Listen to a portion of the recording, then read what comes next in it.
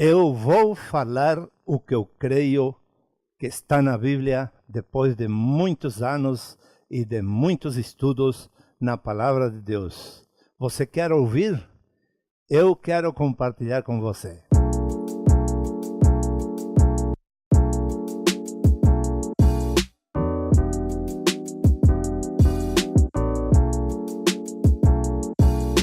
Será mesmo que nosso nome será borrado do livro da vida e que isso signifique que perdemos a salvação?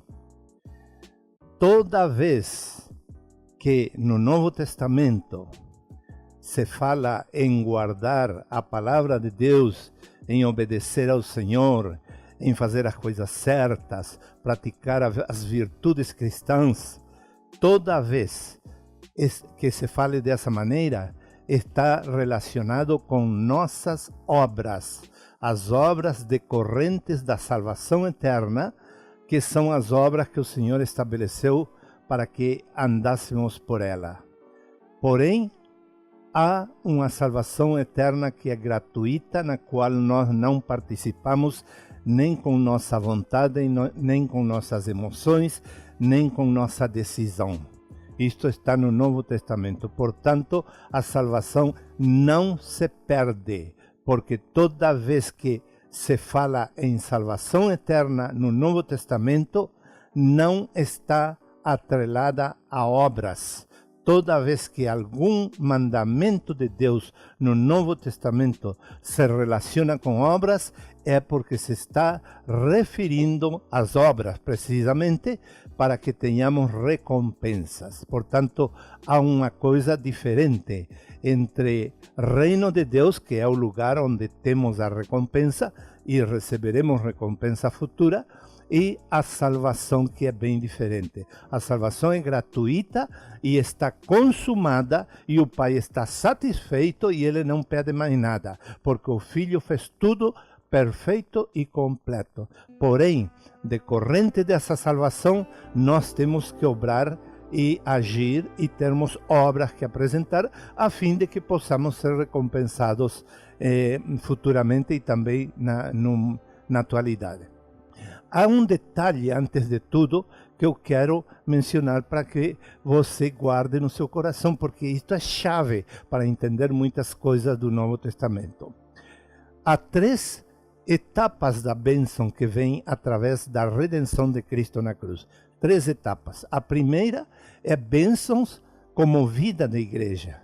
Deus não somente nos recupera, nos redime individualmente, senão que nos redime individualmente para nos colocar na igreja, no corpo de Cristo. Então, nesta primeira etapa, a etapa da igreja, tal como está no Novo Testamento, uma por cidade, e no contexto atual temos que buscar com muito afinco a unidade espiritual localmente, ou seja, em cada cidade. Então, nesse modelo bíblico, há uma etapa e um tempo de bênçãos e prosperidade e recompensas de Deus por estarmos vivendo essa realidade, essa doutrina fundamental do Novo Testamento, que é uma cidade, uma igreja. Temos que viver essa realidade e dar valor a essa etapa de bênção da salvação, para que não sejamos disciplinados por causa da nossa negligência. Isso está em Hebreus capítulo 2, onde diz: como escaparemos nós se descuidarmos uma salvação tão grande? E ali não fala de perder a salvação, fala de retribuição, ou seja, castigo. Como escaparemos do castigo da disciplina de Deus se não temos em conta uma salvação tão grande? A segunda etapa de bênçãos da salvação que vem pela redenção de Cristo é no milênio. É uma segunda etapa de maiores bênçãos para os salvos. E a terceira etapa é a bênção eterna com Deus pela eternidade. Porém, essas bênçãos, fora da bênção da salvação inicial, que é a vida como igreja única e unida por cidades, a experiência da salvação posto na prática como uma vida de unidade, como uma vida de corpo de Cristo. Fora dessa etapa, temos as obras que vão gerar, as obras durante nossa vida cristã, que vão gerar recompensas para nós vivermos o milênio com Cristo. E depois também teremos mais recompensas por meio do desfrute dessa salvação eternamente. Será que nossos nomes são realmente borrados ou apagados do livro da vida, significando que perdemos a salvação? Eu já falei que não. Claro que não. Porque no Novo Testamento aparecem duas formas de apresentar a questão do registro. Primeiro, o livro da vida, somente o livro da vida. E segundo, o livro da vida do Cordeiro. São duas expressões que denotam e revelam duas verdades diferentes. Quando se fala em vida, se fala em vida abundante, vida que produz obras, produz santificação, produz testemunho e produz recompensas que haveremos de ter no futuro. E quando se fala da vida do Cordeiro, livro da vida do Cordeiro, se está falando de perdão e de salvação gratuita. É diferente a mensagem de um livro e de outro no Novo Testamento. Paulo fala em Filipenses capítulo 4, versículo 3, que certas mulheres, por estar na obra de Deus, ajudando-o, receberiam a recompensa de Deus por estar inscritas no livro da vida. Ou seja, ali temos o primeiro exemplo no Novo Testamento que estar inscrito no livro da vida se refere a recompensas por nossas obras. Não tem nada a ver com a salvação. Recompensas por nossas obras.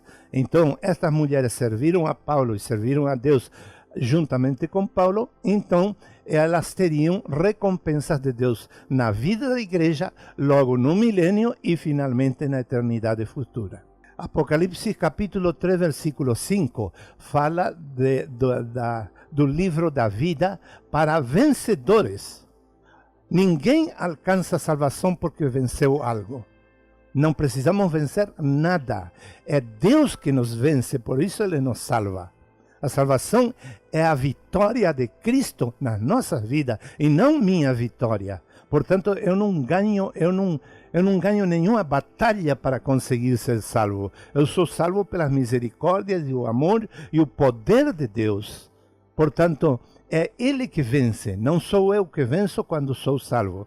Mas em Apocalipse 3:5 fala de estar inscrito no livro da vida.